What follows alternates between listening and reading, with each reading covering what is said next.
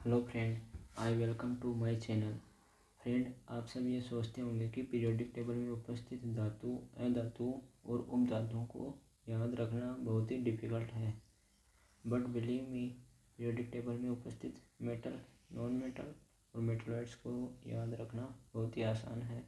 तो चलिए शुरुआत करते हैं। सबसे पहले हमने पहले वीडियो में ये बताया था आपको कि पीरियोडिक टेबल्स में 18 वर्ग होते हैं, यानी कि 18 ग्रुप्स और 7 पीरियड्स होते हैं, यानी कि 7 आवर्त होते हैं। सबसे पहले बात करते हैं कि एस ब्लॉक के बारे में। तो एस ब्लॉक का फर्स्ट और सेकंड ग्रुप, तो फर्स्ट ग्रुप को क्या बोलते हैं? एल्केलाइन मेटल्स, यानी कि क्षारीय धातुएं। सेकंड ग्रुप को बोलते हैं एल्केलाइन अर्थ मेटल्स। तो फर्स्ट ग्रुप में हाइड्रोजन को छोड़ के बाकी सभी क्या हैं? मेटल्स हैं। और सेकंड ग्रुप में सभी क्या हैं? मेटल्स हैं। अब बात करते हैं डी ब्लॉक एलिमेंट के बारे में। तो डी ब्लॉक एलिमेंट कहाँ से कहाँ तक है? थर्ड से लेके 12 ग्रुप तक क्या है? D block element. इन्हें क्या बोलते हैं? ट्रांजिशन मेटल एलिमेंट, अर्थात संक्रमणकारी धातुएं। तो इन्हें संक्रमणकारी धातु क्यों बोलते हैं? क्योंकि इनकी ऑक्सीकरण अवस्था क्या होती है? परिवर्तनशील होती है।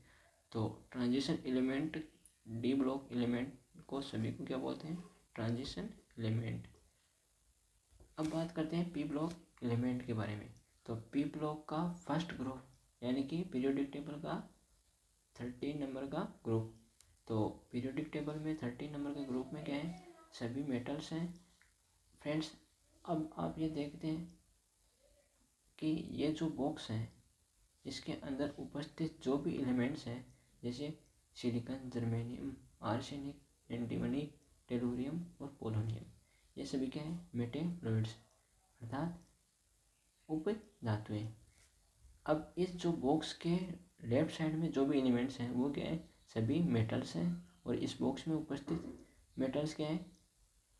इस बॉक्स में उपस्थित एलिमेंट्स क्या है? मेटेलॉइड्स, यानी कि उपधातुएं। और इस बॉक्स के राइट साइड में जो भी एलिमेंट्स हैं ये क्या है? अधातुएं, यानी कि नॉन मेटल्स। तो अब बात करते हैं पी ब्लॉक के सेकंड ग्रुप की, यानी कि पीरियोडिक टेबल के 14 ग्रुप्स की बात। तो कार्बन क्या है? Non metal. सिलिकॉन और जर्मेनियम क्या है? मेटेलॉइड। टिन और लेड क्या है? मेटल्स। अब बात करते हैं फिफ्थ पीरियोडिक टेबल के तीसरे ग्रुप की। तो नाइट्रोजन और फॉस्फोरस क्या है? Non metal. आर्सेनिक और एंटीमनी क्या है? मेटेलॉइड्स। बिस्मिथ क्या है? बिस्मिथ मेटल है। अब बात करते हैं 16वें ग्रुप की बात। तो ऑक्सीजन, सल्फर और सिलेनियम ये क्या है? Non metal. टेलुरियम और पोलोनियम ये क्या है? मेटेलॉइड्स। अब बात करते हैं 17 नंबर के ग्रुप की बात। तो फ्लोरीन, क्लोरीन, ब्रोमीन, आयोडीन और एस्टेटाइन ये सभी क्या है? नॉन मेटल्स है, धातुएं। अब 18 ग्रुप की बात करते हैं, हीलियम से लेके रेडोन तक ये सभी क्या है? ये भी नॉन मेटल है। इनकी प्रकृति गैसीय होती है, तो इन्हें उत्कृष्ट गैसीय विन्यास तत्व भी बोलते हैं, अक्रिय गैस विन्यास तत्व भी बोलते हैं।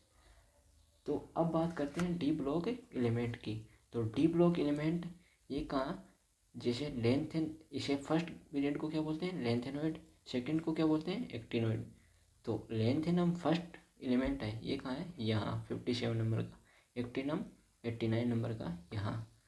तो ये लेंथेनम तत्व 57 से लेके 71 तक है। ये क्या है? यहाँ से लेंथेनम और हाफनियम के बीच में आते हैं।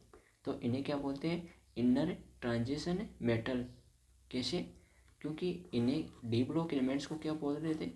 Transition metal. और ये क्या है? लेंथेनम और हाफनियम के बीच वाले तत्व हैं। ये सीरियम से लेके लुटीशियम तक। कहाँ से कहाँ तक? 57 से लेके 71 तक। ये कहाँ किसके बीच में आते हैं? लेंथेनम और हाफनियम के बीच में। तो इन्हें बोलते हैं इनर ट्रांजिशन मेटल्स। अब बात करते हैं एक्टिनॉइड पीरियड के बारे में। तो ये एक्टिनॉइड और रदरफोर्डियम के बीच में आते हैं। कहाँ से कहाँ तक? 89 से 103 तक। तो थोरियम से लेके लोरेंशियम तक ये इसके बीच में आते हैं। तो इन्हें भी एक्टिनॉइड इन्हें ट्रांजिशन मेटल बोलते हैं। तो ये सभी भी क्या हैं, मेटल्स हैं। फ्रेंड्स, आई होप यू कि आप सबको समझ में आया होगा। Thank you.